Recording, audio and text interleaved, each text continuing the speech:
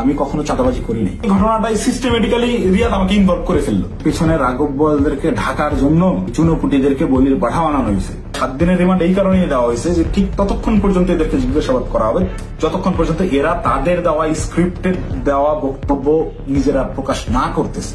এরা আমাদের ছাত্রদেরকে ইউজ করে এইভাবে মব ক্রিয়েট করে চাঁদাবাজি করতেছে। আরে ভাই, এই ছাত্রদের রক্তের উপরে দ্বারা এরা উপদেষ্টা হয়েছে। ওই রাব্বি যদি কট খায় এই জায়গায়, আব্দুল্লাহ মাসুদের নামটা ফ্যাশ হয়ে যায়। গোটা জাতির কাছে সত্যটা বলে গেলাম এবং সেই দিন সিদ্ধান্তহীনতায় হোক কিংবা লোভের বশবর্তী হয়ে হোক আমি যে ভুল কাজটা করে ফেলছি, রিয়াদের প্ররোচনায় করে ওই জায়গায় বাসায় ওনাদের দেওয়া ওই টাকাটা হাতে নিয়েছি, এইটার জন্য আমি গোটা দেশবাসীর কাছে ক্ষমা প্রার্থী এবং আমি আমার দোষ স্বীকার করে নিচ্ছি। এবং আমি প্রচলিত আইন অনুযায়ী, যেহেতু আমার নামে মামলা হয়েছে, আমি বিচার ফেস করতে রাজি আছি। চাঁদাবাজের ঘটনায় যেভাবে আমি ফেসে গেলাম, আমার মাথায় এইটাই ঘুরছে না, এটাতে আর সায় দেওয়া যায় না, এটা আমি সায় দিতে পারবো। সেদিন থেকেই আমি বিরূপ আচরণ শুরু করি। এইসব চিন্তা ভাবনা আমার মাথায় ঘুরতে থাকে। আমি ওই জুলাইয়ে যে সংগ্রাম আপনাদের জন্য করছিলাম, সেই সংগ্রাম সবসময় জারি রাখবো। আমি কখনো চাঁদাবাজি করি নাই। ওইটা আমার রক্তে নাই। আমার মায়ের ফোন গত 8 দিন ধরে আমি ধরার সাহস করি না। আমার মামাকে কন্টিনিউয়াসলি ফোন দিয়ে যাচ্ছে। আমার আম্মা আমাকে ওই শিক্ষা দেয় না, আমার বাবা আমাকে ওই শিক্ষা দেয় না। আমি মার ফোন ধরে যে হ্যালো বলবো, এই হ্যালো বলার সাহস আমি করতে পারিনি এখন পর্যন্ত। আম্মুকে আমি হ্যালো বলার পরে উত্তরটা কি দিব? আমাকে আপনারা চাঁদাবাজ বানায় দিলেন ভাই। আমার মাথায় গেল। আমার ওয়াইফ আমাকে ফোন দিয়ে বলতেছে যে আমার হাজবেন্ড চাঁদাবাজি করে, এটা আমাকে দেখতে হইলো। এটা দেখার আগে আমি আত্মহত্যা কেন করলাম, আমার মৃত্যু কেন হলো না? তুমি দয়া করে এই মুখটা তোমার আমাকে আর দেখাইবা। আমি আমার ওয়াইফের ফোন এখন পর্যন্ত আর ধরার সাহস করি না। ওই যে ফোনটা কাটছি, মানে আমার জীবনটাকে এইভাবে কি যেই লোকজন আমাকে নিয়ে গর্ব করতো, আমার যেসব আত্মীয় স্বজন ভাই ব্রাদার যারাই ছিল, যারা গর্ব করতো আমাকে দিয়ে, তারা দেখে আমাকে নিয়ে উল্টাপাল্টা লিখছে ফেসবুকে। যে সকল লোকজন বিভিন্ন রকম কাগজপত্র, অমুকের মামা, তমুকের খালা, অমুকের বউ, এরে ট্রান্সফার, ওরে প্রমোশন, আমার বাসায় একটা কমপক্ষে 100 জন বিশেষ ক্যাডারের সিভি বইরা আছে, যারা আমার পিছিয়ে পিছিয়ে ঘুরছে, এই কাজ করে দেবো, ওই কাজ করে দেবো। এইসব লোকজন কোটি কোটি টাকার অফার, এগুলো কাজ আমি করি নাই জীবনে, করে সচিবালয় গিয়ে তদবির করি নাই। এদের কোনো প্রবলেম না। আমার এগুলো আমি বলে রেখে যান, দেখা যাবে হোয়াটসঅ্যাপে মেসেজ, ভাই দেখতেছি। পরের দিন থেকে আমি ইগনোর করি রীতিমতো। আমাকে কোনো প্রলোভনে এরা কেউই ফেলতে পারেনি। এই যে আমাকে ঘটনাটাই সিস্টেমেটিক্যালি রিয়াদ আমাকে ইনভলভ করে ফেললো। রিয়াদ তো আর জানতো না যে আমি এইভাবে রিয়াক্ট করে ফেলবো। রিয়াদ এটা কন্টিনিউয়াসলি করে। রিয়াদের বিরুদ্ধে প্রচুর অভিযোগ। ওর পেছনে শুধু ওর ওই মাঝরাতের ওই ভাই না, আরো অনেক ভাই জড়িত। ওকে অনেক ভাই শেল্টার দেয়। সেসব ভাইদের সাথে রিয়াদের কত ঘনিষ্ঠ সম্পর্ক, তার ছবি আপনারা দেখছেন। একটা কোলে নিয়ে ছবি তুলে, একটা ঘাড়ে নিয়ে ছবি তুলে। এটা এমনি এমনি না। আমি একজনকে চিনি না থাকে আমি ঘাড়ে হাত দিয়ে ছবি তুলবো না, নর্মালি পাশে দাঁড়ায় ছবি তুলবো। হ্যাঁ, ব্যাপার আছে অনেক। ছবি তোলার ধরন, কথাবার্তার ধরন, আই কন্ট্যাক্ট, ওইগুলো দেখে বোঝা যায় কার সাথে কিরকম সম্পর্ক। আটকের যে নাটকটা ভাই, দেশে কত কি হয়ে যাচ্ছে। এই সামান্য 10 লাখ টাকার জন্য এত বড় নাটক, এই 4 দিন 5 দিন ধরে মিডিয়ায় এই আর এই, এটা এমনি এমনি না ভাই। এখানে পেছনে রাঘবদেরকে ঢাকার জন্য চুনোপুটিদেরকে বলির পাঠা বানানো হয়েছে। এদেরকে আমি হলপ করে বলতে পারি, আমি যতদিন অ্যারেস্ট না হচ্ছি, এই ঘটনায় আমার উপর দোষ চাপানো না হবে, ততক্ষণ পর্যন্ত মিডিয়ার ট্রায়াল থামবে না। যদি আমি এই ভিডিওটা না দিতাম, আমাকে ধরে নিয়ে ভিলেন হিসাবে বানাই দিয়ে গোটা ঘটনা ধামাচাপা দিয়ে দিত। বাট সামহাউ আল্লাহ চাইছেন আমি ওই দিন ওখানে যাই নাই, এবং আমি না যাওয়ার কারণটা ওই সত্যটা জেনে যাওয়া। আমি যখন এই সত্যটা জানছি, তখন থেকেই আমার বিবেকের তাড়নায় আমি একরকম আমার মাথা পাগল হয়ে গেছিল। একবার আমার আত্মহত্যার সিদ্ধান্ত নিচ্ছিলাম, একবার কি করবো ভেবে পাচ্ছিলাম যে আমি কোথায় এসে পড়লাম। এরা আমাদেরকে দিয়ে, এরা আমাদের ছাত্রদেরকে ইউজ করে এইভাবে মব ক্রিয়েট করে চাঁদাবাজি করতেছে।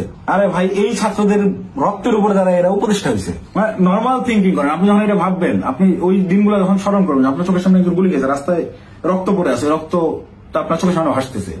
এই রক্তের উপর দাঁড়ায় থাকা একজন লোক যখন এই রক্ত যারা ঝরাইছে, সেই সকল ছাত্রদেরকেই আবারও ইউজ করে স্বার্থ হাসিল করতেছে। আমি তো মিথ্যা কথা বলতেছি না। খোঁজ করেন, চোখের সামনে দেখতে পাচ্ছেন কারা কারা ধনী হয়ে গেছে, কিভাবে রাতারাতি ফকির নির্বলা কোটিপতি হয়েছে। এটা ওপেন সিক্রেট।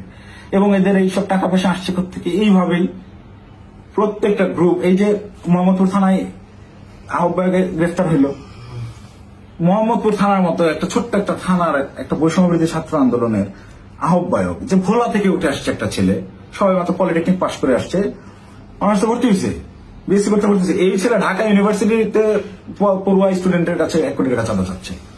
আবার সেই ছেলে পেলে মব ক্রিয়েট করতে গিয়ে ধানমন্ডি থানা ধরা খাইলো, তাদেরকে ছাড়া আনলো কে? আব্দুল হান্নান মাসুদের মতো এত বড় ফিগার। আব্দুল হান্নান মাসুদ তো এখন ইন্টারন্যাশনাল নেতা হয়ে গেছে। সে একটা সেদিন একটু ইসে দেখলাম, সে বলছে আমাকে দেশের সবাই চিনে, ইন্টারন্যাশনাল নেতারাও চিনে, সে ইন্টারন্যাশনাল নেতা হয়ে গেছে। এই ইন্টারন্যাশনাল নেতা ওই রকম লোকজনদেরকে ছাড়াইতে থানায় যায় কেন যায়? ওই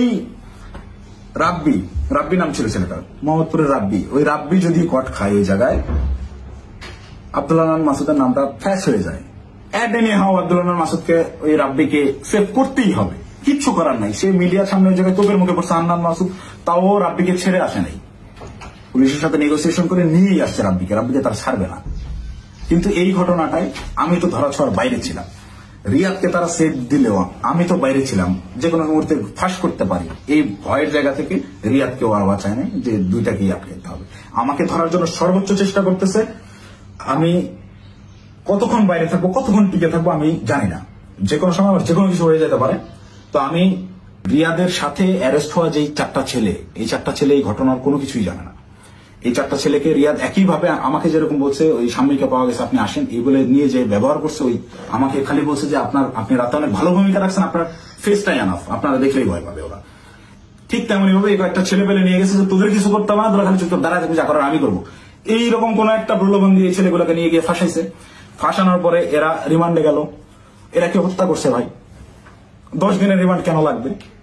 10 দিনের রিমান্ড এই কারণেই চাওয়া হয়েছে, বা 7 দিনের রিমান্ড এই কারণেই দেওয়া হয়েছে যে ঠিক ততক্ষণ পর্যন্ত এদেরকে জিজ্ঞাসাবাদ করা হবে যতক্ষণ পর্যন্ত এরা তাদের দেওয়া স্ক্রিপ্টেড দেওয়া বক্তব্য নিজেরা প্রকাশ না করতেছে। ভাই এই একটা চাঁদাবাজি সিসিটিভি ফুটেজ সব আছে, এটা তদন্ত করতে 7 দিনের রিমান্ড লাগে না, এটা বুঝতে রকেট সায়েন্স লাগে না। এখন ওই ছেলেগুলা যারা চাঁদাবাজিতে মানে গোটা ঘটনার সাথে কোনোভাবেই কানেক্টেড না, এই ছেলেগুলা আমি নিউজ দেখলাম প্রাথমিকভাবে স্বীকার করে নিচ্ছে চাঁদাবাজি জড়িত থাকার কথা। তারা জড়িত না থেকেও জড়িত থাকার কথা স্বীকার করে নিচ্ছে। মানে এদের উপরে কি পরিমাণ চাপ আসছে হিসাব করে দেখেন, আপনারা ভেবে দেখেন। তো আমার মাথায় এইটাই ঘুরতেছে যে আমাকে ধরার পরে আমাকে কি পরিমাণ চাপ প্রয়োগ করবে, আমাকে কি না কি বলাবে। তো এইসব কি না কি বলে ওদের ওইসব প্যাচের মধ্যে আমি আর নাই। আমি সত্যটা বলে গেলাম, এখন যদি আমাকে গুম করে, আমাকে খুন করে, যাই করুক, আমি ভিডিওতে যা বলে গেলাম এটা শতভাগ সত্য। আমি দায়িত্ব নিয়ে বলতেছি, গোটা জাতির কাছে সত্যটা বলে গেলাম। এবং সেই দিন সিদ্ধান্তহীনতায় হোক কিংবা লোভের বশবর্তী হয়ে হোক, আমি যে ভুল কাজটা করে ফেলছি, রিয়াদের প্ররোচনায় করে ওই জায়গায় বাসায় ওনাদের দেওয়া ওই টাকাটা হাতে নিয়েছি, এইটার জন্য আমি গোটা দেশবাসীর কাছে ক্ষমা প্রার্থী এবং আমি আমার দোষ স্বীকার করে নিচ্ছি। এবং আমি প্রচলিত আইন অনুযায়ী, যেহেতু আমার নামে মামলা হয়েছে, আমি বিচার ফেস করতে রাজি আছি।